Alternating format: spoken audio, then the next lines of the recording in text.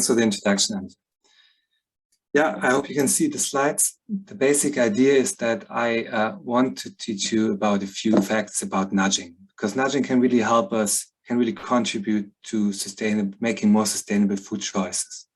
So I have also some examples there that I will show you to get a good idea of what nudging actually is. And also a small zoom in to the CO2 footprint as one dimension of sustainability. Of course, we have already learned it's not the only dimension, but it's one that we can zoom in and we often see quite some synergies. When we look into CO2 footprints, we see in Western diets, often it's the most of our CO2 footprint comes from beef, pork, and cheese.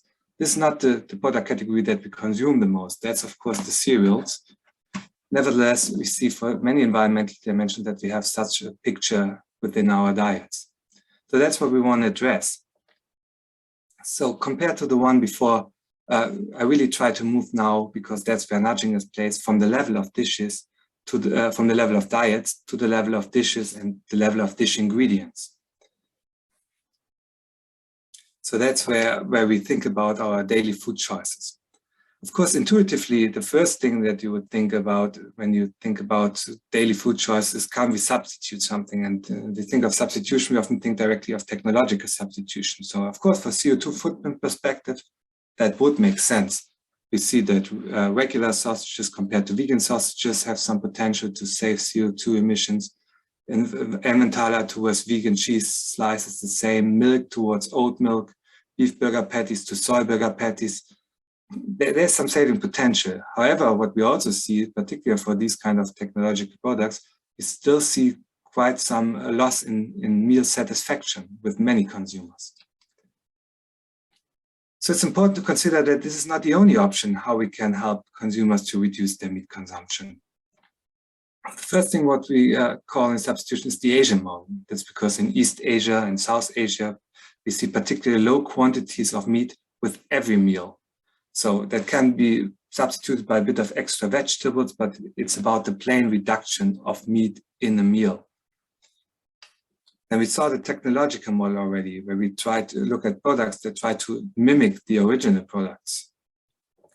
And of course, we have the authenticity model, which is the traditional way of products that we consume back when we couldn't afford so much meat, for example. And here that would be pulses, for example, they provide us with protein, so they have some of the functionality of meat, but they don't try to mimic meat. Of course, from a substitution perspective, all the options should be available, because we have, of course, heterogeneous preferences between consumers. So in order to maximize the potential for reducing our meat consumption, all of them should be available at all moments. So if you want to think about for yourself, maybe you're also interested in your own preference for that. You can imagine that example now on the level of dish ingredients. You set your heart on spaghetti bolognese. And now, of course, what you can do is can you reduce the portion of minced meat in the bolognese. You can use a soy-based structured bolognese, and you can use a lentil bolognese. We actually posed this question to a lot of consumers, and we saw that currently more and more consumers are really accepting of the reduced portions. So now that we know in what direction we want to influence in daily food choices, we can think about it in a more structured way. And we talked about availability, but that's by far not the only thing that we can do. We try to think about it systematically when we look at nudging, which is one way of thinking systematically about the choice situations that we have, in which we make the environment in which we make our decisions. An example of that is always a good positioning, for example, in a supermarket for a product. That's a clear environmental factor of the choice situation. For example, imagine the checkout counter at the supermarket. There we see that you cannot avoid that aisle. You even have to wait in line. So you're exposed longer to these products at the supermarket checkout, and they're always within your grasp. So it's much easier to take some of the sweets readily available there. What's important in nudging is that we don't limit the freedom to choose. So none option that is available in the market should be not reachable for any consumer. We do not even want to change the economic incentives. That's very important. They don't pay extra to not take a nudged option. try to distinguish two types here. The choice structuring one, where we restructure it, like with the example before from the checkout counter. But another example would be grapes, where they had grapes in the food area. They took them out of the food area and put them in the cheese area. And suddenly the sales for grapes went up. So that would be a structuring of the choice. And we have the so-called choice describing ones. That's basically just how to frame the options in the choice set. It can be that you say this one option is the dealer's choice, the chef's recommendations. That can be labels, anything that actually describes the choice at hand. And altogether, nudging can be used for good or bad. And we often see that private marketers use nudging not to promote the more sustainable choice. Let's start with choice describing. What is helpful labeling here? And we see, of course, that even if you look only into CO2 footprint labels, we see here on milk a CO2 reduction claim on the first milk on the right. Then we see in the middle a CO2 neutral claim. And then we see a CO2 footprint label with the exact values that most consumers do not struggle to handle. We always struggle with prices to remember. So it's not intuitive to work with that. In general, you cannot compare these products. It's impossible. You have no information to make a proper guess on what is the climate friendliest milk here. Of course, the color coding would change that a bit. So if you use color coding and we give consumers some way to interpret it, that would already help. But in general, we need to give consumers information about the choice that helps them to compare across products.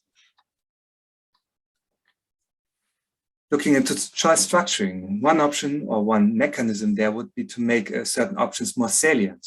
Here you have to imagine a restaurant setting, and on the table, there's placed 5 food options that are more sustainable, 5 meal options. Now, of course, as soon as people sit down, they're exposed to these options. They have longer time to read them, they're hard to miss, and they might even set their heart on it. So at all times, the full menu is available to them.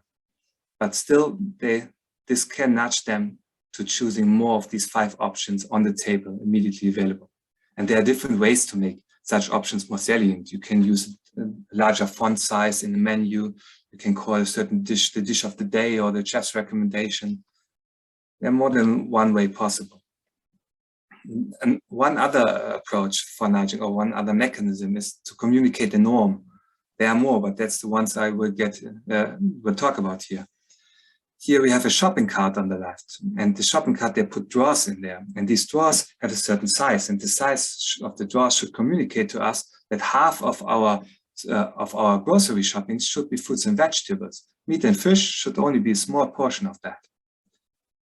Another approach that I also find interesting is they pre-filled the shopping cart with a rather sustainable selection of food items.